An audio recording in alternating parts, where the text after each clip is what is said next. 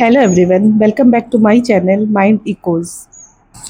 सबसे पहले मैं एक अपना छोटा सा इंट्रोडक्शन दे दूँ। मैंने यूपीएससी में टोटल 4 अटेम्प्ट दिए हैं, जिनमें से 3 मेरा सीरियस अटेम्प्ट था, जिनमें से मेरा किसी में भी प्रीलिम्स क्वालिफ़ाई नहीं हुआ। मैं एक ऐसी लड़की हूँ जो मैनिफेस्टेशन प्रोसेस में बहुत ज़्यादा बिलीव करती हूँ। मुझे ऐसा लगता है कि हम जो सोचते हैं, जो फ़ील करते हैं, लाइफ़ में वही चीज़ हमारी हो जाती है। तो ऐसा क्या हुआ कि मैं यूपीएससी जैसी चीज़ को मैनिफेस्ट नहीं कर पाई? तो सबसे पहला क्वेश्चन ये है कि मैंने यूपीएससी को कब मैनिफेस्ट करना शुरू किया? तो जब मेरा थर्ड अटेम्प्ट था, उससे 1 महीने पहले मुझे पता चलता है कि मैनिफेस्टेशन जैसी भी कोई चीज़ होती है। मेरे साथ मेरे जो फ़ीड है उसमें एक वीडियो आती है, जिसमें ये लिखा है कि तुम जो चाहते हो तुम्हें वो मिल सकता है, और वो प्रोसेस है मैनिफेस्टेशन, लॉ ऑफ अट्रैक्शन। उसके बाद मैंने इसके बारे में बहुत सारी चीज़ें जाननी शुरू की कि क्या-क्या होता है। तो यूपीएससी के 1 महीने पहले ही मैंने मैनिफेस्ट करना शुरू किया कि मेरा ये प्रीलिम्स क्वालीफाई हो गया, और मैं अफ़र्मेशन रोज़ उठकर अफ़र्मेशन लिखती थी कि मेरा प्रीलिम्स क्वालीफाई हो गया, मैं बहुत ज़्यादा खुश हूँ, मेरे घर वाले बहुत ज़्यादा खुश हैं, मेरा प्रीलिम्स आराम से क्वालीफाई हो गया, ये सब चीज़ें मैं लिखती थी।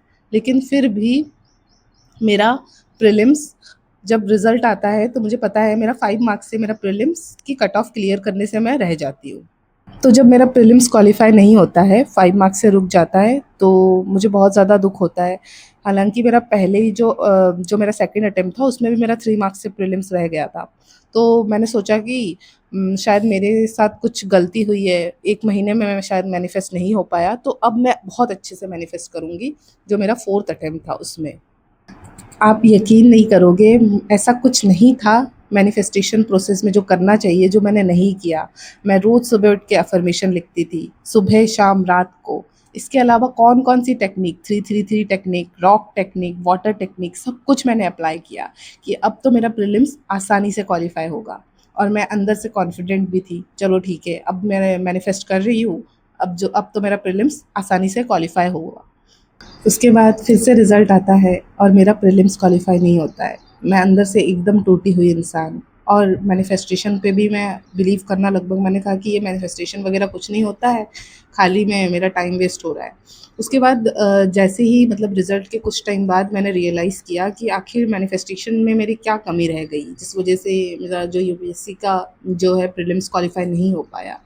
तो मैं आज आप लोगों के साथ वो सारी कमियाँ शेयर करना चाहती हूँ जो मैनिफेस्टेशन प्रोसेस में रह गई थी, और ताकि आप वो सारी चीज़ें ना करें जब भी आप मैनिफेस्ट करना चाहते हो कोई भी चीज़, जैसे कोई ड्रीम पार्टनर हो गया हो, या फिर कोई एग्ज़ाम हो गया हो, या फिर कोई भी ऐसी चीज़ जिसे आप बहुत शिद्दत से चाहते हो। मैनिफेस्टेशन प्रोसेस में सबसे बड़ी कमी थी डेस्परेशन। मैं बहुत ज़्यादा डेस्परेट थी यूपीएससी के लिए।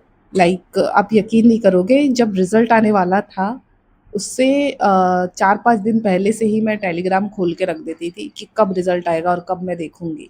इतना ज़्यादा डेस्परेशन के कारण मुझे लगता है कि जो मैनिफेस्टेशन प्रोसेस है वो पूरी नहीं हो पाती है, क्योंकि जैसे जितना ज़्यादा हम डेस्परेट होते हैं वो चीज़ हमसे उतना ही ज़्यादा दूर चली जाती है, क्योंकि लॉ ऑफ अट्रैक्शन शायद यही कहता है। तो दूसरी चीज़ है आइडेंटिटी शिफ्ट।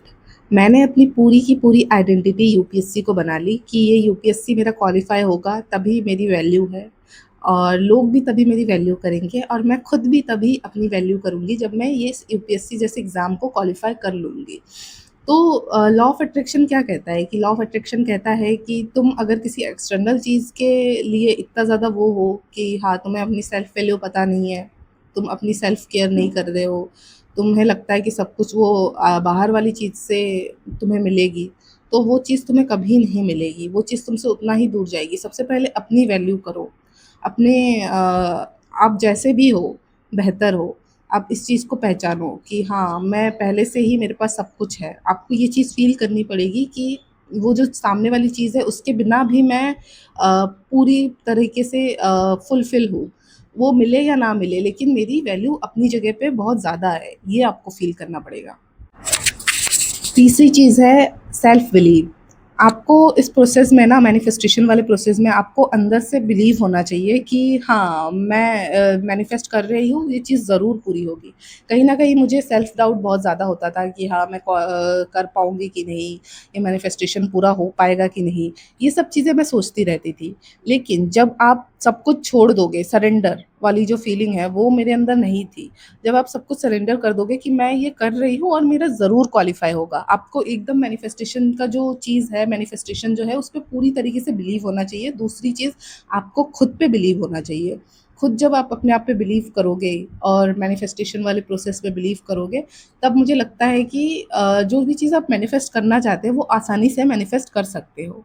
तो ये 3 चीज़ें थी जिस वज़ह से मुझे लगता है कि मेरी मैनिफेस्टेशन प्रोसेस जो है पूरी नहीं हो पाई और मैं यूपीएससी जैसी चीज़ को मैनिफेस्ट नहीं कर पाई। लेकिन इसके बाद मैंने बहुत सारी चीज़ें अपने लाइफ़ में मैनिफेस्ट की है, तो वो मैं आपको नेक्स्ट वीडियो में बताऊँगी और मैंने क्या-क्या किया, क्या कैसे काम किया खुद पे, इतने ज़्यादा फेलियर के बाद कैसे मैंने खुद को इम्प्रूव किया, खुद को मोटिवेट किया, ये सब चीज़ें मैं आपको अपनी पूरी की पूरी जर्नी में शेयर करूँगी। तो थैंक यू फॉर वॉचिंग।